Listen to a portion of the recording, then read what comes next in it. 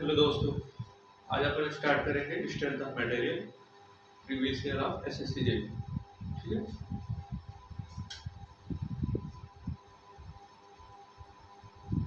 So previous year question of SSC JE. ठीक है, चलिए क्वेश्चन नंबर 1 ये हम फॉलो करेंगे previous year of SSC JE की जो बुक है आईएएस मास्टर की, उसको फॉलो करेंगे।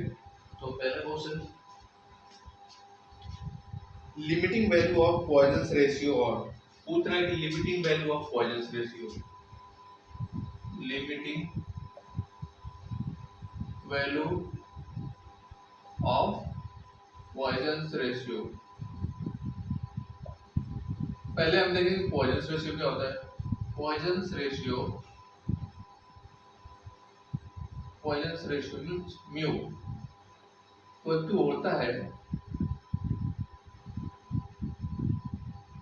लेटरल स्ट्रेन अपॉन लॉन्गिट्यूडनल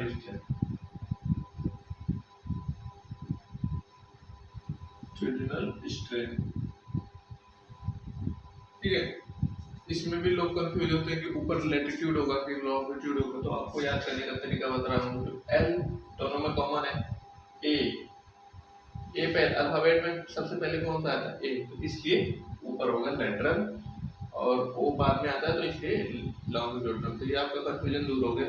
ठीक है, अब देखते हैं कि इसकी लिमिट क्या होती है। इसकी रेंज होती है 0 से लेके 0.5 तक, ये इसकी रेंज होती है। ठीक है, और जो कॉर्क होता है, कॉर्क देखते हो क्या, जो आपके बैडमिंटन नहीं, टेनिस, जब बैडमिंटन खेलते हो तो उसके जो कॉर्क होता है, उसका पीछे वाला पार्ट, उसको कॉर्क बोलते हैं। उसका जो म्यू होता है 0 होता है। कंक्रीट का 0.1 से, कंक्रीट का 0.1 to 0.3, एल्युमिनियम का 0.3, एल्युमिनियम का हो जाएगा 0.33, और स्टील का हो जाएगा 0.27 से 0.23 तक। परफेक्टली इलास्टिक रबर, इसका होगा 0.5 तक। तो आपको ये समझ में आ गया होगा कि म्यू का मतलब क्या होता है। म्यू में पॉइजन रेशियो जो होता है उसको म्यू से डिनोट करते हैं, जिसका कि फॉर्मूला होता है lateral strain upon longitudinal strain. Lateral strain क्या होगा, जो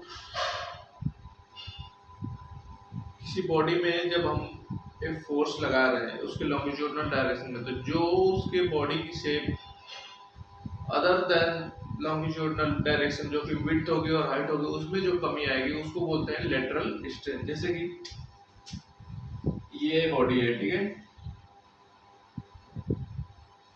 ये मान लो कोई बॉडी है और इसमें आपने फोर्स लगाया है F, ठीक है। तो जब ये F फोर्स लगा रहे हो तो इसका जो ये वाला तो पार्ट एक्सटेंड करेगा, ठीक है, ये तो आगे की तरफ बढ़ेगा, इसकी तो लेंथ बढ़ रही है, लेकिन जो विड्थ है और हाइट है ये तो कॉन्ट्रैक्ट करेगी ना। तो वही होता है आपका लेटरल स्ट्रेन। ठीक है, अब क्वेश्चन नंबर 2 पे चलते हैं। क्वेश्चन नंबर 2 कह रहा है proof resilience is the maximum energy stored at. पूछ रहा प्रूफ रेजिलेंस क्या होता है। तो प्रूफ रेजिलेंस जो हमारा स्ट्रेस और स्ट्रेन कर्व होता है ना, इस पे हम सिग्मा को डिनोट करते हैं, इस पे वाई पे, और इस पे अपन स्ट्रेन को डिनोट करते हैं, स्ट्रेन। तो जो ये माइल्ड स्टील का जो ग्राफ बनता है, यहाँ से ऐसे जाता है, फिर ऐसे आता है, फिर ऐसे जाता है, फिर ऐसे आता है, ठीक है। तो यहाँ तक तो होती है आपकी प्रोपोर्शनल लिमिट, यहाँ से इलास्टिक लिमिट ये होती है yield point, upper yield point, lower yield point, और ये फ्रैक्चर और यहाँ पे नेकिंग आउटिंग सब खत्म। ये मैक्सिमम वो होता है लोड कैरिंग कैपेसिटी, ठीक है। तो जो पूछ रहा है हमारा क्वेश्चन क्या है कि प्रूफ रेजिलेंस क्या होता है। प्रूफ रेजिलेंस, प्रूफ रेजिलेंस होता है आपका energy stored up to the elastic limit. यहां से यहां तक जो एनर्जी स्टोर्ड होगी उसको बोलते हैं proof resilience. Energy stored up to elastic limit,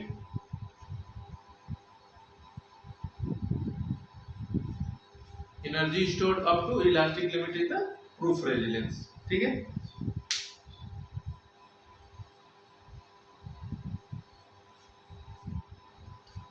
और जो उसको निकालेंगे कैसे, तो जो ये एरिया शेडेड रीजन है, ये वाला पार्ट, तो यही हो जाएगा आपका प्रूफ रेजिलेंस। तो किससे हो जाएगा 1/2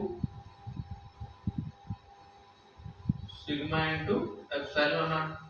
तो 1/2 सिग्मा को सिग्मा लिख सकते हो, एप्सिलॉन नॉट को सिग्मा बाई ए लिख सकते हो। तो क्या हो गया आपका ये 1/2 सिग्मा स्क्वायर अपन 2e,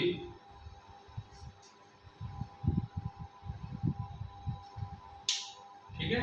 और इस तरह से आप प्रूफ रेजिलेंस निकाल सकते हो। अब थर्ड क्वेश्चन है, the specimen is in Charpy impact test is supported as. जो स्पेसिमेन होता है जो कि चारपी इम्पैक्ट टेस्ट में हम इस्तेमाल करते हैं, वो किस पे सपोर्टेड होता है। तो वो जो सपोर्टेड होता है सिंपली सपोर्टेड बीम पे। और ये कैरपी इम्पैक्ट टेस्ट किसके लिए करते हैं, ये हम पता करने के करते हैं कि maximum energy stored while breaking with impact loading. जब इम्पैक्ट लोडिंग के साथ जो कोई स्पेसिमेन ब्रेक होता है तो कितनी एनर्जी उसमें लगी, उसको कैलकुलेट करने के लिए चारपी इम्पैक्ट टेस्ट हम करते हैं। बस आप इतना याद रखिए। इसके बारे में अगर थोड़ा और जानना चाहें तो Charpy impact test continues to be used as an economical quality control method to determine the notch sensitivity and impact toughness of engineering material, ठीक है। बस इतना पूछेगा कि the specimen in चारपी impact test is supported as a simple supported, ठीक है। ये आपका तीसरा क्वेश्चन भी हो गया। Charpy impact test simply supported beam, supported beam। अपन चलते हैं नेक्स्ट क्वेश्चन, क्वेश्चन नंबर 4 पे, ठीक है। धीरे धीरे धीरे मजा आएगा आपको। और अगर अपन सारे क्वेश्चन प्रीवियस ईयर बना गए तो आपके एसएससी में 60+ नंबर कोई नहीं रोक सकता, ये गारंटी।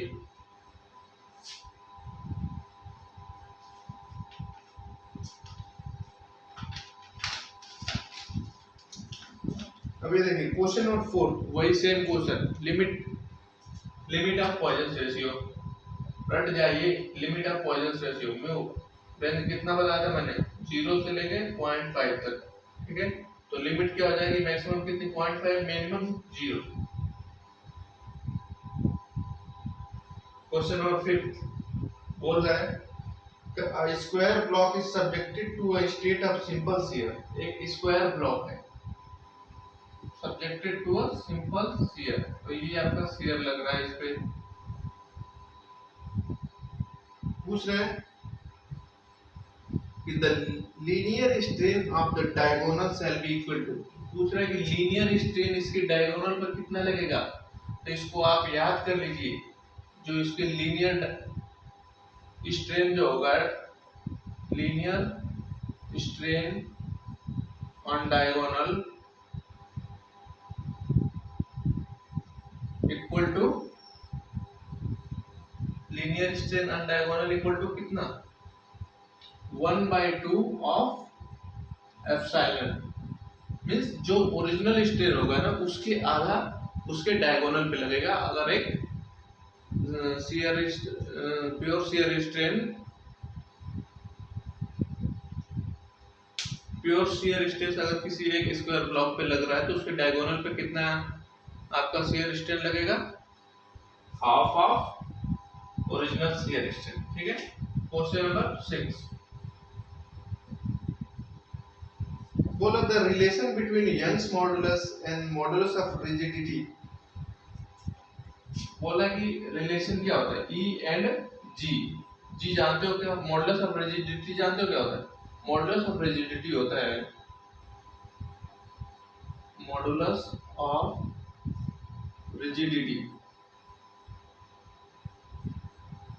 जी। इसको जानने से पहले आप समझो मॉडुलस ऑफ इलास्टिसिटी क्या होता है।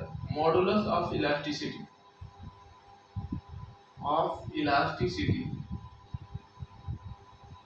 Modulus of elasticity E equal to आपने पता है क्या होता है, स्ट्रेस अपॉन स्ट्रेन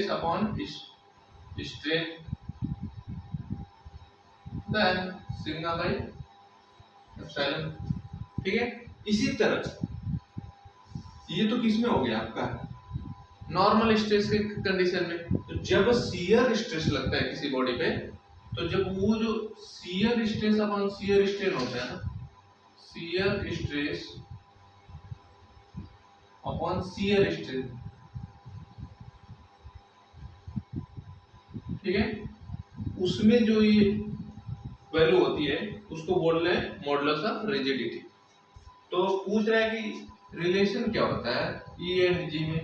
तो आप इसको याद कर लीजिए, दो रिलेशन है, बार बार पूछे जाएंगे और यहाँ से क्वेश्चन बनना फिक्स है किसी न किसी एग्जाम में।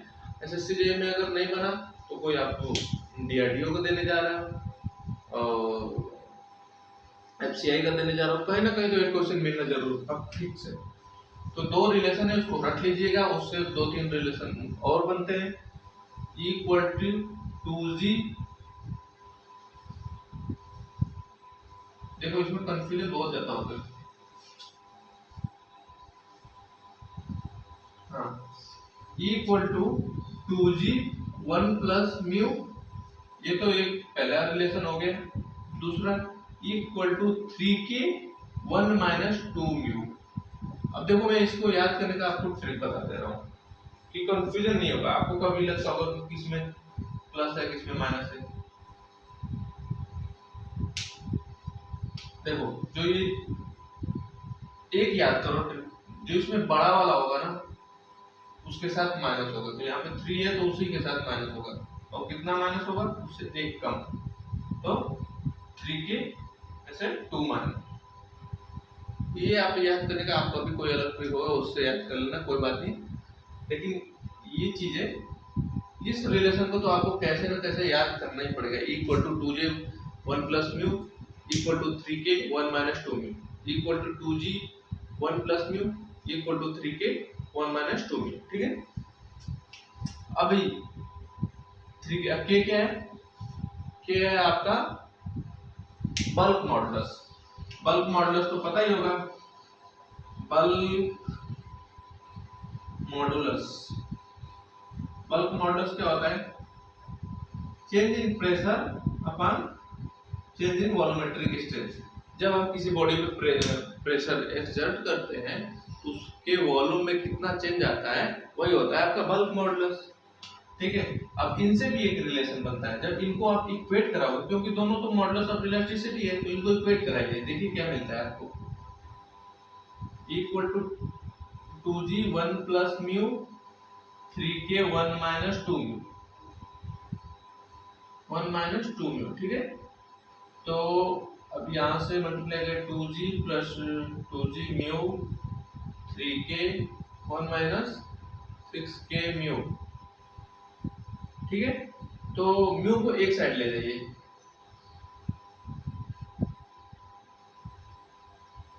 इधर ला दीजिए 2g mu plus 6k mu equal to 3k minus 2g।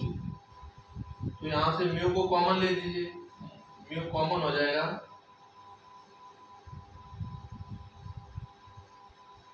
तो यहाँ बचेगा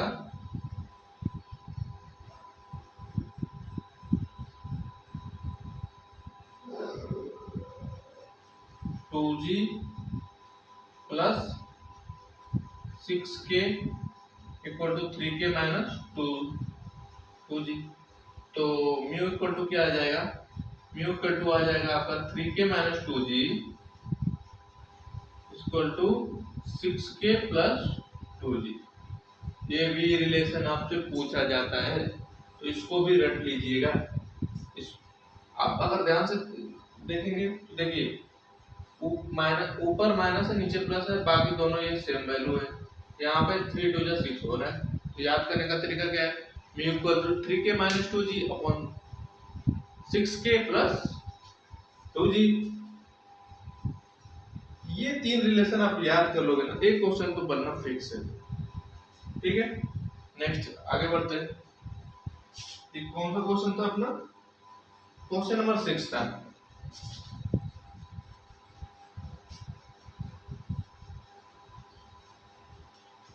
अपन 30 क्वेश्चन करेंगे, एक सेट में 30 question,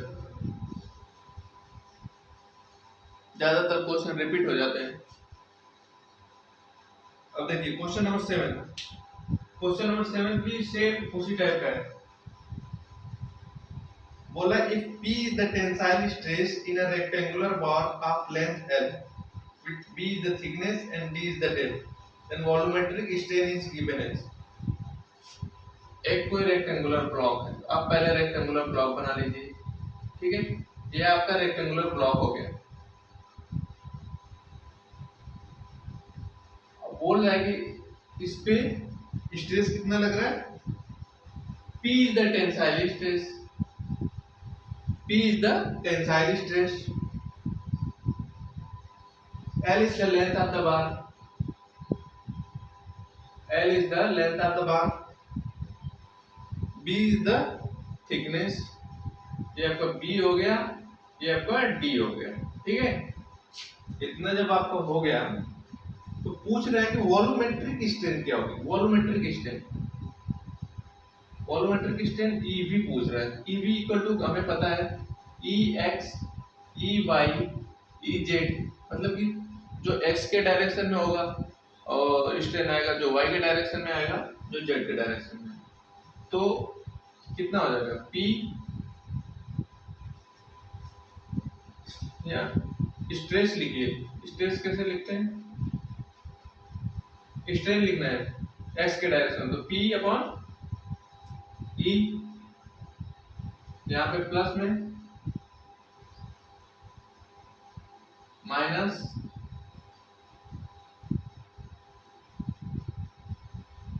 P upon E mu plus P upon E mu.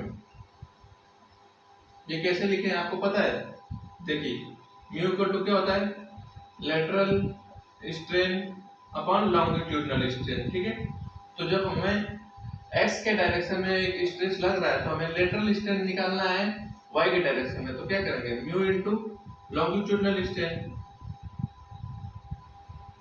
तो lateral strain in y direction पता चल जाएगी, तो म्यू इनटू लॉन्गिट्यूडनल स्ट्रेन क्या होता है, लॉन्गिट्यूडनल स्ट्रेन होता है आपका,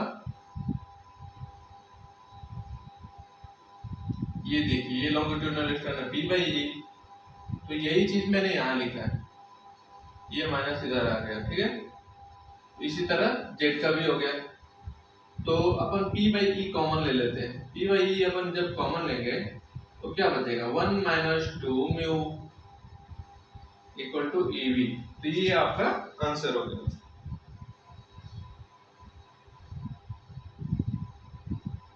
तो ऑप्शन नंबर डी करेक्ट हो गया। समझ में आया कि नहीं, पूछ रहा था वॉल्यूमेट्रिक स्ट्रेन क्या होगा, तो वॉल्यूमेट्रिक स्ट्रेन होता है summation of strain in x direction, y direction and z direction. इन तीनों का सम करेंगे, तीनों को स्ट्रेन का सम करेंगे, तो जो अपन को आएगा वो होगा आपका वॉल्यूमेट्रिक स्ट्रेन। तो क्या आ गया आपका P by E 1 minus 2 mu. ठीक है, अपन नेक्स्ट क्वेश्चन पे चलते हैं।